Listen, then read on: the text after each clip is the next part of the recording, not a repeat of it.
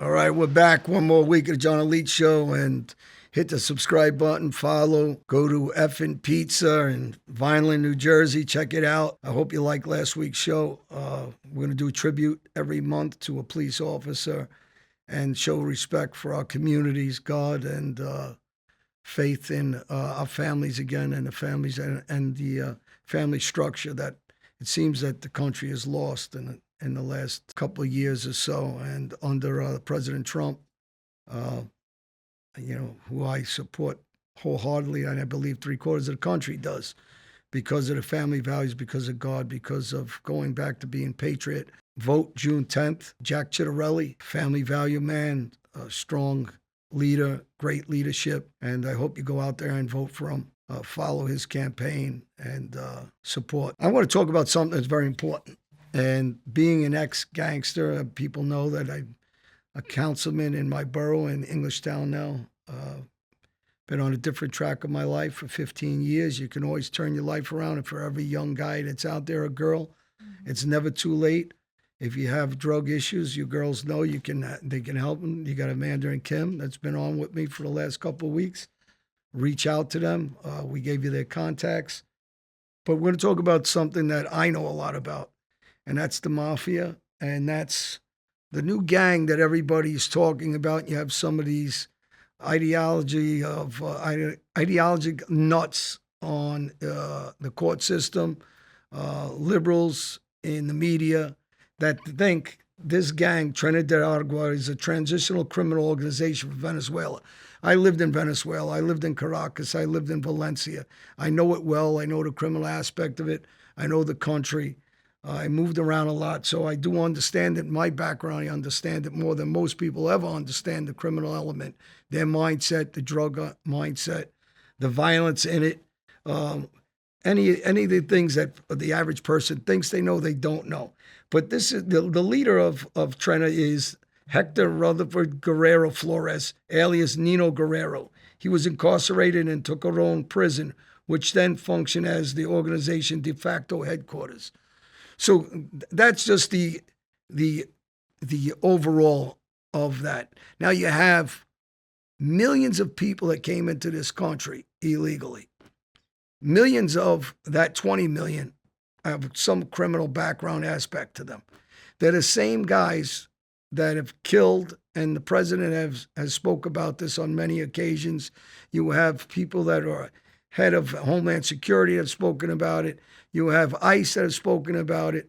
They've raped women on the way over. They raped them in this country. They raped girls in this country.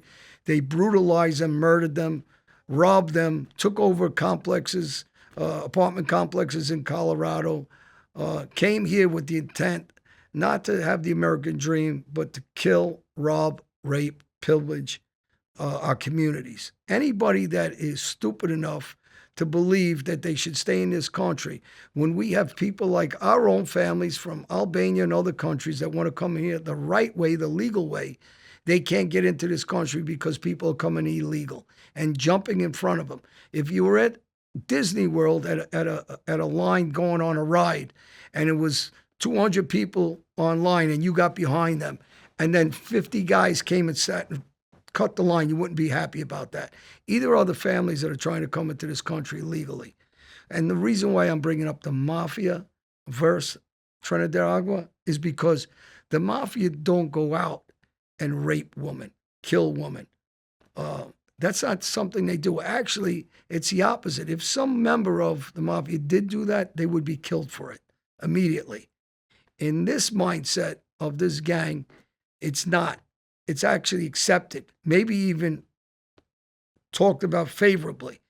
But when you're talking about the safety of communities, you cannot have these people in our communities killing people with fentanyl, bringing in all kinds of drugs, bringing in women and forcing them into prostitution, child pornography, every aspect of the criminal world that is hurting our communities. And you have these people fighting as if they should be able to stay in this country. They came here illegal.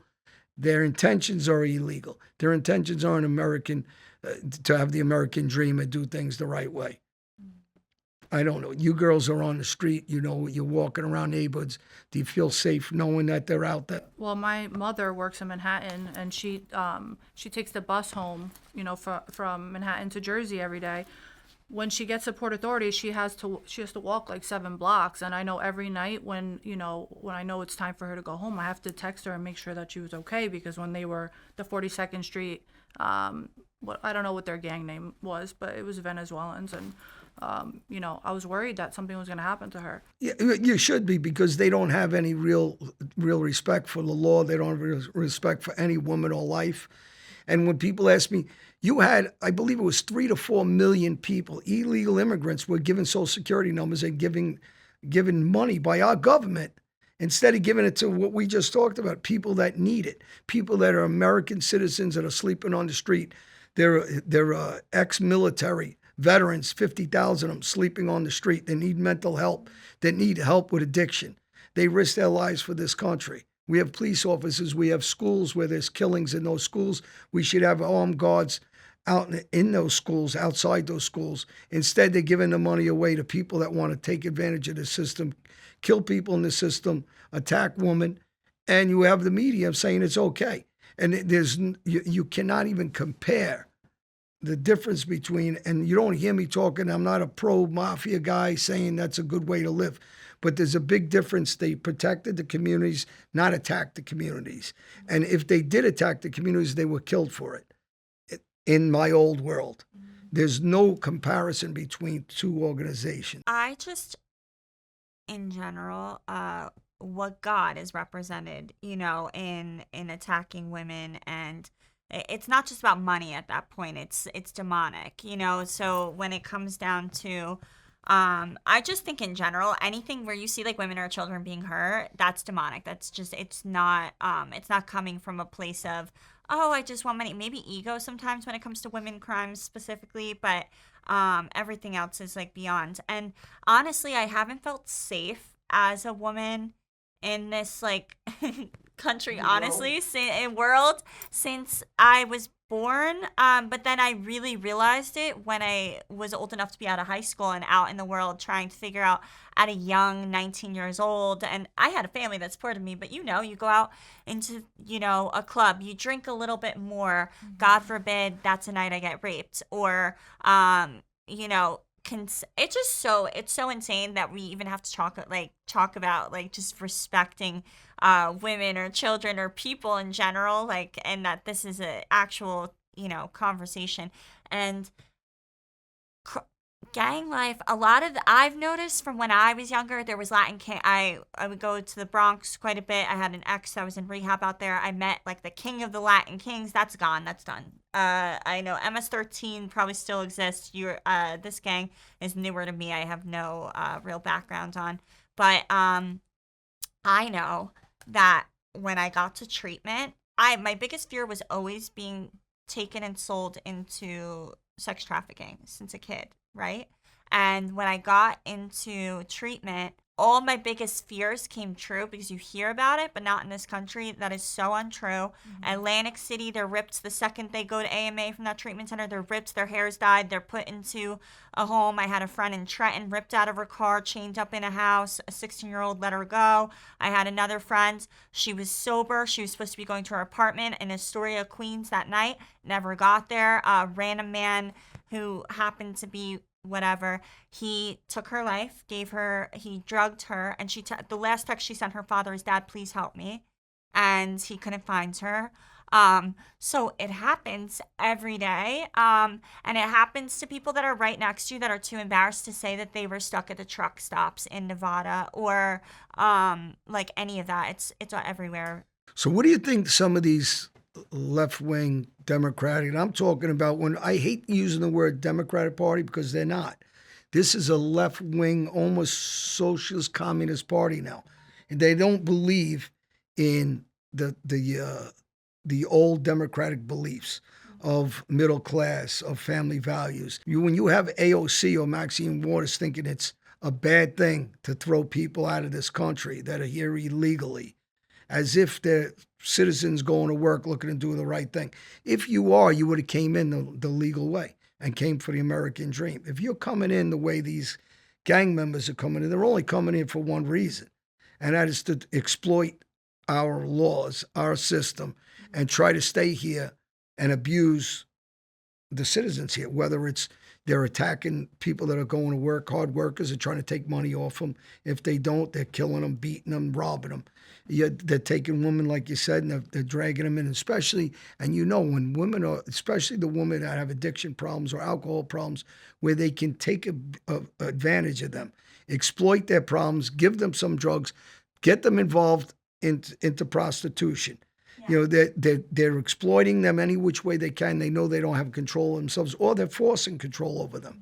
Yeah. Well, who is looking for an addict that went missing to go on a run? Yeah. And to maybe, if they were willingly consenting, because I know people that consented to, you know, they were in the sex industry, maybe initially at one point for survival, they were part of it. It's not always consented, even if it started off that way.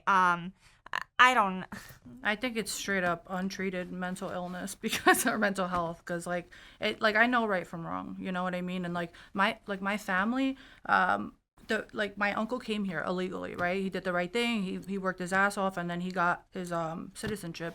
But you know, I still don't think that it's okay for other people to do that. You know, like if it wasn't for him, I wouldn't even be in America. Now, I do just want to say, just because I'm too nice. I'm not political. You know, just no, you don't have to I'm be too political. Nice, as she always says.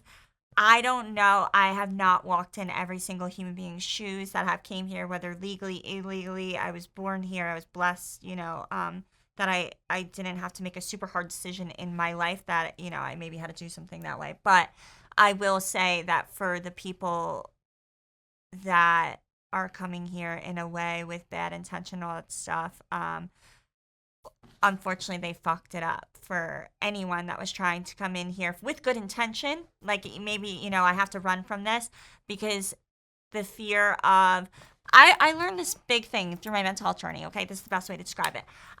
When I tried to figure out why I wound up with an abuser and why I hit the same wall over and over with people, right? I found out that I have an overabundance of tolerance, which should be a really nice thing, you know? Like, okay, she doesn't mean any harm in that. She just, you know, whatever. And it's like but the problem is when the tolerance extends to the hurt and pain of suffering of other people, that's when it's wrong to have too much tolerance. Now you're almost like terroristic. You're complicit with things that are hurting the general, you know. So at some point, people need to, whether you're left, right, and I don't even think people even know politically what they are half the time because they haven't even taken the test to figure out where they fall. I'm kind of somewhere in the middle technically. Where I fall is really just with Jesus, but yeah. Like you said earlier, you know, you think that everybody has the same heart as you, and like that's, you know, not the case. There are bad people in the world, and unfortunately, like, yes, do I feel bad for the family that is coming here to seek asylum, and you know, but they got to go through the proper. Well, the problem is if they don't go through the proper channels. How about the families that want to come here the right way? They're not criminal oriented. Right. They want to work hard. Listen, the Latin community are hard workers. Yeah. The Latin community are very hard workers. So when people ask me, but then they should try to, the ones that are coming here illegal, come in legally, just like our family wants to from Albania or from Germany or from Russia or Armenia or wherever they want to come from. They got to come here legally through a system so they're tracked, so people know who they are and they have some sort of background of them. They know what they're about.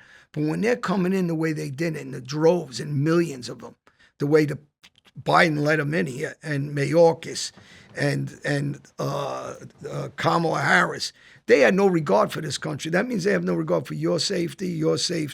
It wasn't about, and they don't care about those people either. They had an agenda. Their agenda was to rob money, in my opinion, to rob billions of dollars, which they did. And they sent money to all kinds of ideology, craziness, instead of allowing people to come in here and register as whoever they are. Here's my family is, do their immigration paperwork properly. But when they're letting in millions of people that could be predators against you, your friends, your family, your mother, your grandmother, that's a problem. And the drugs that are coming in, killing how many people, and the disease that are coming in. Like now we have a new outbreak of measles, and they said they think it came from outside the country. Of course it did, because you're allowing all these people to come in unchecked, unvetted, not physically, not mentally, not medically. And they're bringing in terrorists that are all over this country. We don't know how many. How many weapons they brought in, we don't know. How many bombs they brought in, we don't know. How do you track them? How many predators have took how many kids now? We don't know. There's so many missing kids. Thousands and thousands of missing kids. Who has them? We don't know.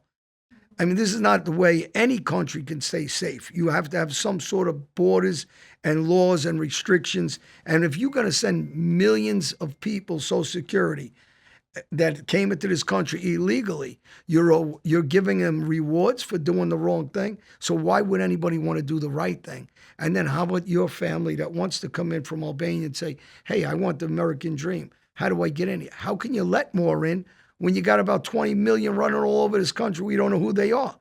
It's only going to bring violence and killings and rapes, everything that is going on.